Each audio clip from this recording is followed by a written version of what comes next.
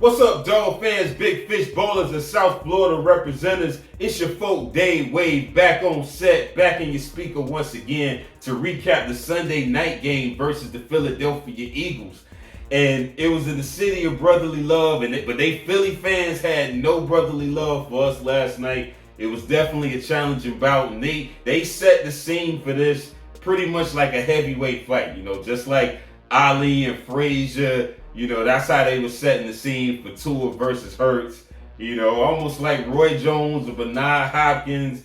Power versus speed, is what we were set up for. And that's what we saw at Lincoln Field, which was the ring. And we wanted to exit the ring as ring kings, but it didn't happen. It didn't go in our favor. Both teams went in as elite teams with something to prove. A lot of the naysayers, especially on ESPN and the media and FS1, some of them were saying that we didn't play anybody. I think Mad Dog on ESPN, Doggy, was saying we ain't play nobody. Our schedule was weak. Even though, like I said, they said those teams were supposedly playoff teams like the Chargers before the season. When we beat them, now all of a sudden they're nobodies. But the same could be said for the Eagles, I look at their schedule and the teams they played, not a lot of them were formidable. And they lost to the Jets, of all teams. They lost to the Jets, and so, that they're not formidable either, but they want to put it all on us as the team that beat weak teams, So it is what it is. But, we ended up going into a match with them.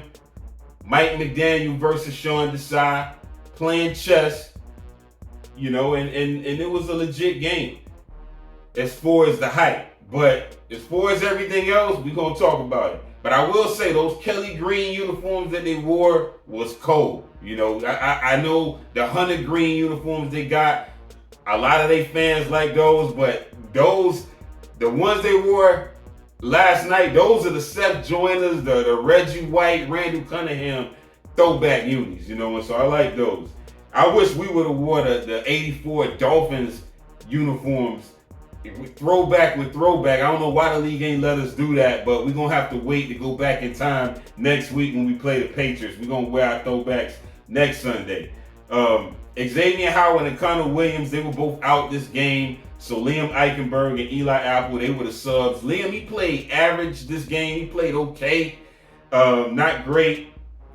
From what we've seen with this sample size over the last couple weeks, I know I said Connor, had a lot of high snaps and maybe Liam could replace him, but we now have evidence that no, we need Connor in there.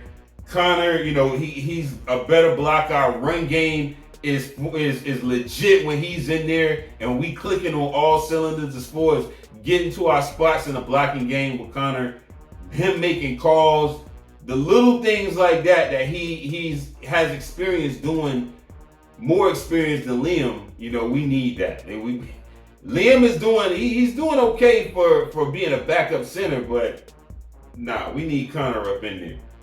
But the weather was cold. The wind gust was a factor, and the freaking refs was also a factor this game as well. So that's why I say we lost by decision, on the thumbnail, because a lot of fans will say we got robbed. I mean, just like how Pacquiao got robbed in the Mayweather fight, it's pretty much the same thing. They definitely earned their paychecks last night, and that roughing the passer call, that was a bullshit call. The no call on the face mask, that was a bullshit call, so that's the only thing. Like, the fans is looking at the game like, yeah, the hype was good, it was a good game as far as us going to Philly, 2 5-1 teams, but these goddamn refs, man, like, they affected the game, and I'm not going to use them as an excuse, because there were other things that affected the game as well on our part, which I'm going to talk about, and some things I got to credit to Philly, but the refs, they definitely had they were a deciding factor in some ways.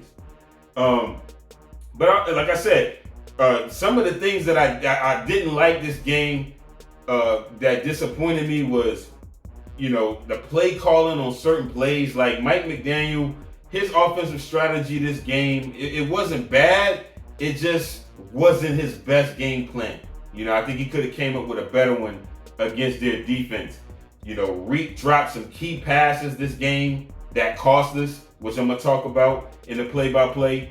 And I also got to give credit to Eagles DC Sean Desai for just pretty much, like I said, out-scheming McDaniel. I thought McDaniel got a little bit too cute, with certain plays. And when you go back and look at my top 5 defensive coordinators to replace Josh Boyer, that video, I had Sean Desai as my number 1 candidate out of the top 5 because, even though he comes from that Vic Fangio tree, and we have the tree here in the building, I just think Sean Desai is going to be like Mike McDaniel and add his own wrinkles to Vic Fangio's scheme and make it more modern, make it more adaptable to NFL offensive sets that's more exotic. He'll be able to adjust to that more. I ain't saying Fangio is outdated, but I'm just saying that just like how Mike took Shanahan's scheme to a whole new level. I think Sean Desai would do the same thing. Him and McDaniel would be like having 2 Eric Spoelstras. When Eric Spoelstra came and became the head coach of the Heat, he took Pat Riley's system and just scaled it. I think that's what we would have had here. But Vic Fangio was still the guy. He's still the inventor of that. So I still got confidence in him. And on defense, did we play well enough for us to win? Yes, I think we did. I think our defense, they played a lot better. You can see the chemistry developing even more. But we're not quite there yet. We're not 100% there as far as executing in this zone defense. I can tell that we need more time for all of our defenders to improve in their zone responsibilities. There's plays that we made where we did show that, which I'm going to talk about, but not consistent enough. And with that being said, we're going to go ahead and break down this game. Starting with the first quarter, we won the toss, but we deferred, which is always a good strategy. We all do that shit on Madden, and it works like a charm. He did that this game here. So the defense is on the field. This is the Eagles' first drive. DeAndre Swift gained 7 yards on a run, and then Raekwon Davis made a tackle to force 3rd and 2. Good tackle by Davis, who was turned. Swift gets the first down, though, on a short run up the middle. Then Christian Wilkins gets an offsides penalty, that kind of hurt us. And then Javon Holland made a nice play at 12 minutes and 31 seconds, coming downhill to make a tackle on Swift.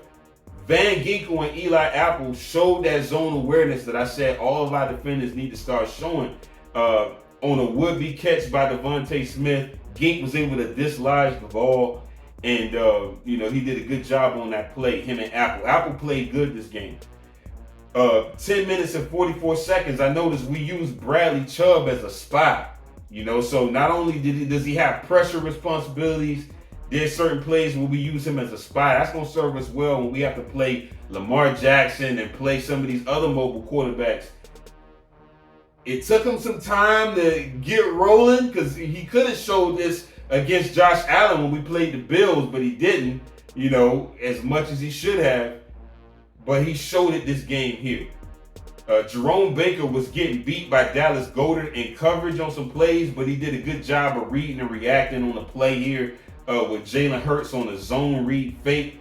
He stopped it for no gain. Eagles tried to design a run attempt with Hurts, but Vic Fangio dialed the right number, and our D-line collapsed the pocket. And Eagles, did all of that for nothing but a field goal. That gave them a 0-3 lead. Offense on their first drive, Tua completed some nice passes in the zone to Hill, and I noticed that Hassan Reddick, though, he was a big problem for us. He made his presence felt against our run attempts. He made a tackle for loss, which set us back, and we were forced to punt. Isaiah Wynn went down after being dominated at the point of attack, and he limped off the field. And we was hoping that he came back. And I didn't want to suffer too many more injuries to our O-line, but we suffered some early in the game. On the defense, Eagles did their second drive. 4 minutes and 42 seconds. I noticed David Long Jr. made 2 back-to-back plays, a tackle in the hole for a short yardage, and then Vic sent him on a blitz downhill, right down the middle, and he made a good play. Then we showed team game tackling on the sack with Chubb making a sack. Zach Seiler and Wilkins were both there too, and Hurts ended up fumbling the ball. That gave our offense the ball in good field position. And that's for their second drive. 3 minutes and 12 seconds. I noticed Hassan Reddick gets another tackle for loss. Then Tua drops a dime over outstretched hands to Waddle, and nice pass. Then he throws a dot to Hill on the inside post. That should have been a touchdown, but we got called for holding, which was a bullshit call. That was the first BS call that the refs called. And Sanders ended up kicking a field goal to tie it 3-3. On defense, this is Eagles' third drive. 52 seconds in the first. They're on the field. Eagles made plays on the swift run and the Devontae Smith slant that he caught before the first quarter ended. Second quarter, defense still on the field. Eagles trying to get in rhythm. David Long Jr. makes a solid tackle. And then at 13 minutes and 29 seconds, Jalen Phillips came off the edge to stuff a run for no gain, which forced fourth down. But Philly, they do this rugby sneak, you know what I'm saying, that some teams, some owners and general managers and people around the league saying it should be illegal and that they shouldn't allow it in the league. Because it's certain kind of way that they kind of form for the quarterback sneak, and they get it every time, and it was a recurring theme this whole game, and they got this one here. 12 minutes and 7 seconds, we get a BS roughing the passer call on Wilkins. That was the one I told y'all about in the beginning. All Wilkins did was gently push Jalen, man. Like, he pushed him. It wasn't even like, you could tell he didn't put a lot of force into it, but they still called it. And it was almost, you know what, it almost felt this game like they was trying to get him the game, like trying to get him good field position every single time. And then the Eagles ran a tight end screen to Goddard for touchdown. Goddard, I keep calling him Goddard. It's National Tight Ends Day, so go figure. That made the score 3-10.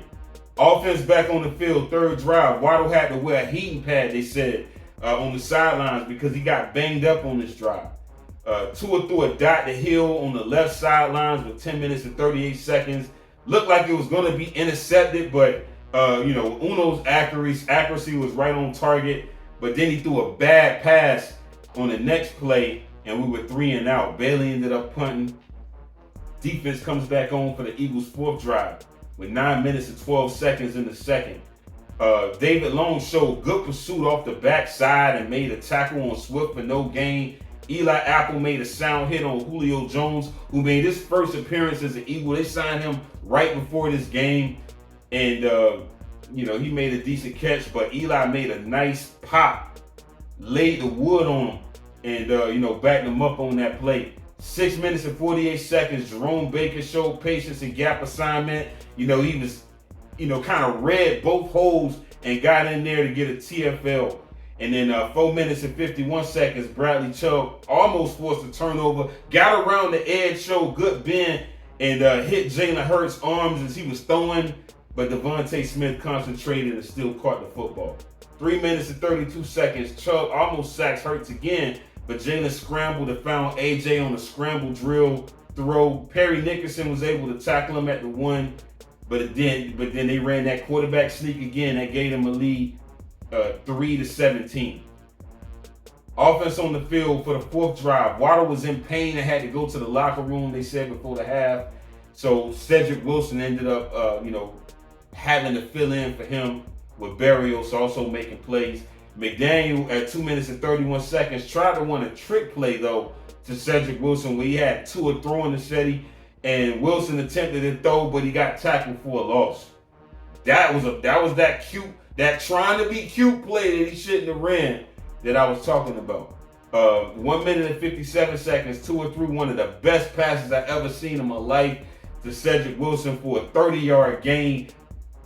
Flick it at wrist, right on the money, tight spiral, on point. You know what I'm saying? That throw right there is probably these media people talk about his arm and talk about how he doesn't know how to throw with velocity. That was a velocity throw right there. 1 minute and 40 seconds. Berrios makes a catch. Then Tua hits his back foot and finds Hill on a curl route in the zone. Jeff Wilson makes a catch, which is his first sighting since being injured. And then at 44 seconds, Tua gets sacked from the Kobe Dean. And then he throws an epic bomb over the shoulder to Hill for touchdown. Rainbow bomb. Man, that shit. Tua was on point this game, man, with his passes. I'm telling y'all. Defense back on the field at 5 seconds for the first half. Jalen Phillips sacks Hurts. Nice sack right before the half. Good energy. That's what I'm talking about. And I took some halftime notes. I noticed that we gave Jalen Hurts too much time. We was getting pressure, but we was getting pressure. I mean, I did tell y'all about Chubb getting pressure, but there were times where he also had too much time in critical down and distance situations that we should have stopped him, and also the penalties as well hurt us in the first half. Third quarter, we started the third with the football lined up in I formation. We tried to run the ball right to Raheem, but it got stopped. And then next play, Tua runs a fake toss and finds Hill on a post midfield. But we couldn't get any further than that. We ended up punting the football. Defense comes back on and forces a 3 and out. Offense gets the ball back. Finally, we find some real estate in the run game, and Raheem Mostert gains chunks on a couple of runs that helps us get in the red zone to the 20. And then one of the key almost plays that would have changed the game was a pass that Tua threw a definite dot to Reek, who looked like he caught it in the end zone, but he fumbled it and it was called incomplete. Which Tyreek was just kind of off this game. He was kind of off. Defense back on the field. Cater blitzed and deflected the football, and Jerome Baker gets an interception and takes it in for a pick six. Finally, we even the score, 17-17. And finally, we get a turnover in this Vic Fangio scheme. A turnover, a pick six turnover for a score. Defense back on the field after scoring. Baker and Javon Holland ended up running into each other on a play and had a head-on collision. They both got knocked out and was laid out on the ground like they had too many shots of Patron. But they both was able to get up after a while, and they both walked off with no help. 3 minutes and 25 seconds, Hurts balked time, moved around and completed a chunk pass play. And then Baker got his knees and his ankles broke by DeAndre Swift on a run play. And then at 15 seconds in the third, Hurts finds A.J. Brown, who sat down in the zone, made the catch, broke Kader Kohou tackle, and scored using the second effort. The way they use A.J. Brown in this game, if we pay attention on tape, we should try to use Chase Claypool like that if we use him as wide receiver. They say he's been working with John Embry, our tight end coach as well, so he may play tight end. We don't know. But if he stays a wide receiver, the way they're using A.J. Brown with the Eagles, using his strength to break tackles, that's how you could be a big West Coast wide receiver in our scheme. Fourth quarter, Tyreek dropped the pass that would have been a first at 14 minutes and 13 seconds, but it didn't matter because Tua found Waddle on the next play. 13 minutes and 26 seconds. I took notes on this play. Cedric Wilson Jr. catches a back shoulder Tua wheel route. We need to run that play more to Cedric Wilson, not just to Alec Ingold. Alec Ingold gets wheels, but if we're gonna keep Ced in this wide receiver room, using him on those wheel routes like that was a great play by McDaniel. Ahmed comes in at running back, and at 11 minutes and 47 seconds, Liam made a bad shotgun snap, but Tua was able to concentrate, grab the football, and throw a slant to Waddle. 11 minutes and 21 seconds. Tua throws a bad interception to Darius Slay. The ball was underthrown, and it was also a penalty. They also didn't call kind of an interference, no call by the ref. They calling all this shit on us. They ain't call that on that play. And but it was underthrown. And as Chris Collinsworth pointed out, the play design it didn't look that good, because you had Waddle. He was parallel with Mostert on like almost the same pattern. It was almost seemed like they was confused on who was supposed to run that route. I don't know if it was like a hot route where they could change it or something like that, but that's what it seemed like. And I'm not gonna say that's why Tua threw the interception. That was just a bad throw by Tua. That was a bad throw by Tua. No questions about it. No doubt about it. Defense back on the field. We stopped them on 3rd and down to make it 4th and 1, but Philly again did that rugby sneak. And we got news from that collision earlier where Long and Holland collided that Holland was able to shake it off and come back in the game, and we saw him the rest of the game, but Long went in the locker room. At this point in the 4th quarter, with the Eagles with the ball, they're trying to drain the clock, and they was able to drain 3 minutes down. Then C. Wilkins gets an offsides penalty, and then the dagger to us was Jalen Hurts dropping a dime to A.J. Brown on the bomb, and he was able to place the football between Cater and Elliott. And then Kenneth Gainwell put the nail in the coffin by running it in and put the Birds up 14-31. Offense gets the ball back. Tua gets sacked on back-to-back plays by Josh Sweat.